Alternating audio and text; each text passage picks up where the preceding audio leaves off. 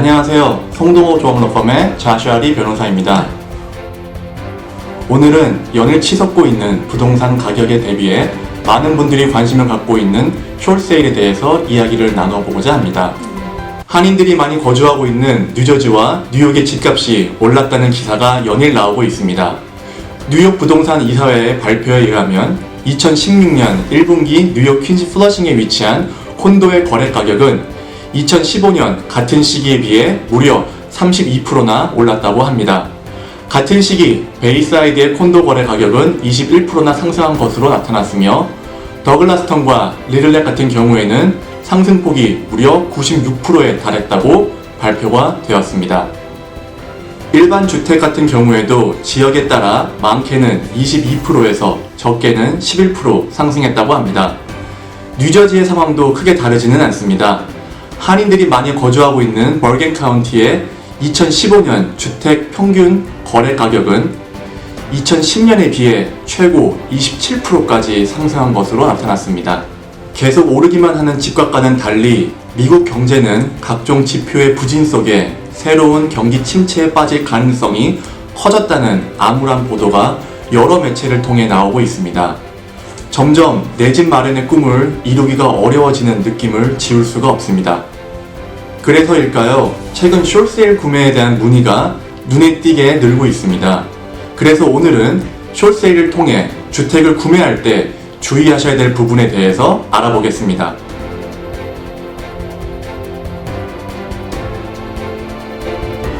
숏세일이란 상환해야 하는 주택융자금, 즉 몰게지보다 낮은 금액으로 주택을 판매하는 것을 뜻합니다. 예를 들어 보겠습니다. 김모 씨는 몇 년 전 55만 불짜리 주택을 구매하면서 은행으로부터 50만 불을 빌렸습니다. 얼마 후 김 씨는 직장을 잃고 경제난에 빠졌습니다. 몰게지를 갚을 수 없게 되었고 주택을 제대로 관리할 수도 없게 되었습니다. 더는 주택을 소유할 여력이 없다고 판단한 김 씨는 주택을 팔기로 하였습니다. 하지만 현재 주택의 시세를 알아보니 40만 불로 떨어져 있었습니다. 게다가 아직 상환해야 하는 몰게지의 금액도 45만 불이나 남아있는 상황이었습니다. 다시 말해서 40만 불에 집을 판매한다 하더라도 아직 은행에 갚아야 하는 돈이 5만 불이나 남아있었던 것입니다. 하지만 김 씨에게는 안타깝게도 5만 불을 갚을 경제적 능력이 없었습니다. 이럴 때 김 씨는 상환해야 하는 융자금보다 싼 금액에 주택을 팔아도 되는지 은행에 승인을 요청할 수 있습니다. 이렇게 판매되는 방식이 바로 숏세일입니다. 만약 은행이 숏세일을 승인하여 주택이 팔린다면 대부분의 경우 남아있는 융자금과 숏세일 판매 금액 간의 차액은 은행이 변제를 해줍니다. 숏세일 성사 여부의 가장 큰 관건은 은행의 승인입니다. 은행 입장에서는 빌려준 금액보다 낮은 금액을 회수하게 되므로 숏세일 승인에 굉장히 신중한 편입니다. 따라서 은행은 숏세일이 불가피한지 파악하기 위해 다양한 자료를 상세히 검토하는데 이때 가장 중요하게 보는 부분은 집주인의 현재 재정 상태입니다. 만약 집주인의 재정 상황이 몰게지를 갚아 나가기 어렵다면 은행 입장에서는 다양한 절차와 많은 비용을 필요로 하는 차압, 즉 foreclosure보다는 숏세일이 더 좋은 선택일 수도 있기 때문입니다. 하지만 이와 같은 은행의 승인 절차가 숏세일 구매자에게는 종종 덫으로 작용합니다. 왜냐하면 은행의 승인이 나오기까지 얼마나 걸릴지 아무도 장담할 수 없기 때문입니다.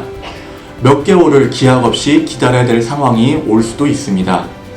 집을 사기 위해서는 주택담보대출도 알아보고 이사 계획도 세워야 하고 자녀가 있다면 학교 편입 시기도 조율해야 하는 상황에서 아무 기약 없이 몇 개월을 기다리기는 쉽지 않습니다.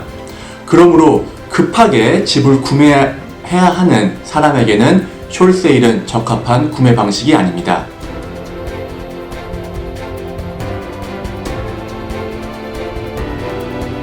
또한 숏세일을 통해 주택을 구매하는 경우 예상보다 많은 수리 비용이 들어갈 수도 있다는 점을 명심해야 합니다.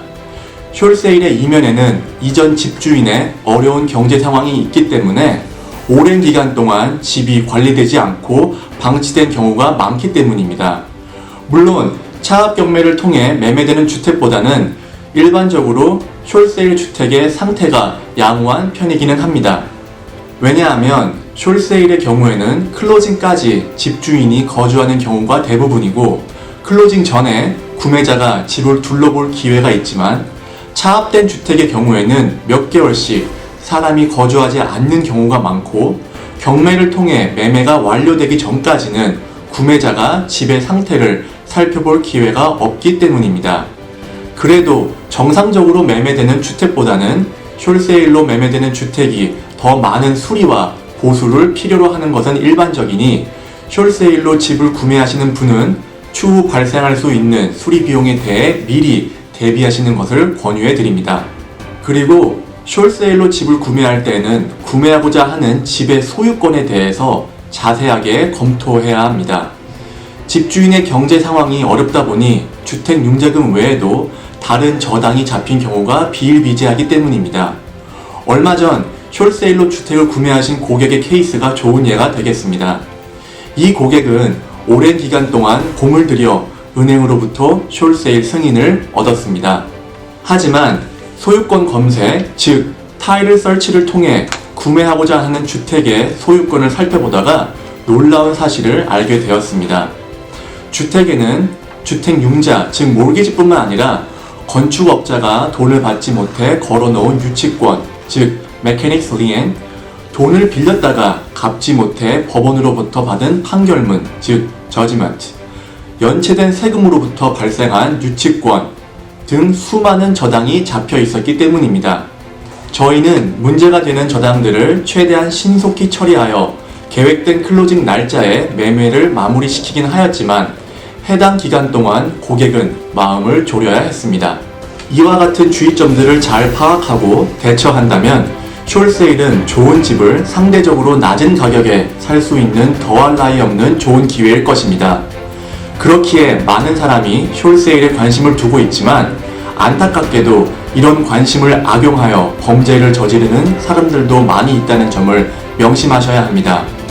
2016년 10월 LA에서는 한인 일가족 5명이 융자금 상환에 어려움을 겪고 있는 주택 소유주들에게 숄세일을 대행해 주겠다며 접근해 은행과 소유주들을 속여 약 3천만 달러를 챙긴 혐의로 연방 검찰에 기소된 사건이 있었습니다. 따라서 숄세일을 통해 주택을 구매하기를 원하시는 분들은 반드시 전문가와의 상담을 통해 안전하고 신속하게 진행하시기를 권유해 드립니다.